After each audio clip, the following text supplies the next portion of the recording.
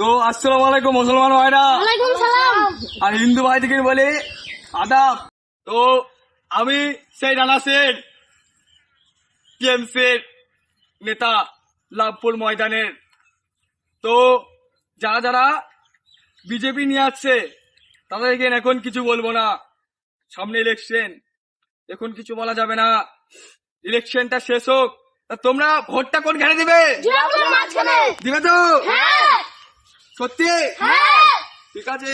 আর যারা যারা বিজেপি আবার নিয়ে আসছে এখন কিছু বলবো না, এখন মুখ বুঝে সহ্য করব। ঠিক আছে, একবার খালি দিদি জিতুক, তারপরে দেখবো কত ধানে কত চাল। তো আমি এই বলে আমার বক্তব্য শেষ করলাম। তো আমার অভিষেককে দিচ্ছে আমাদের রানাদাকে ফোন করছে তো দেখি। আমি অভিষেক।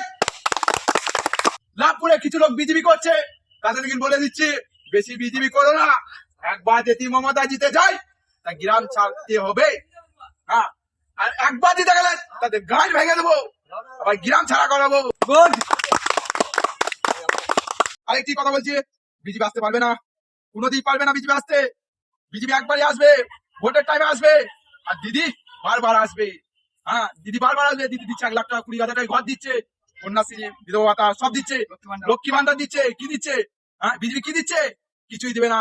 বিজেপি এলে গ্রামটা অশান্তি লাগিয়ে দিবে। হ্যাঁ, দুধ ঝামেলা লেগে দিবে। তাতে বলছি বিজেপিতে কেউ ভোট দিবে না। হ্যাঁ, বিজেপি দরকার নাই আমাদের। আমাদের জয় বাংলা, জয় বাংলা।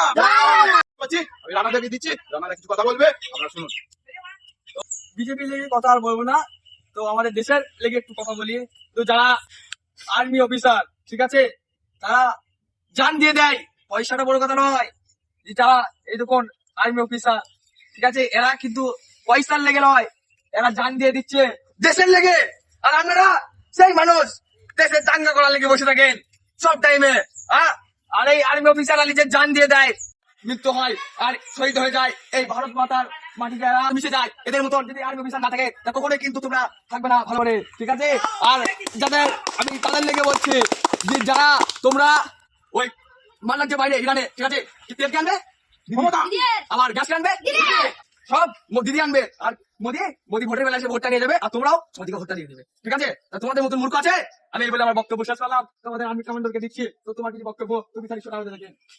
জয় বাংলা, জয় বাংলা, খেলা হবে। খেলবো খেলা হবে।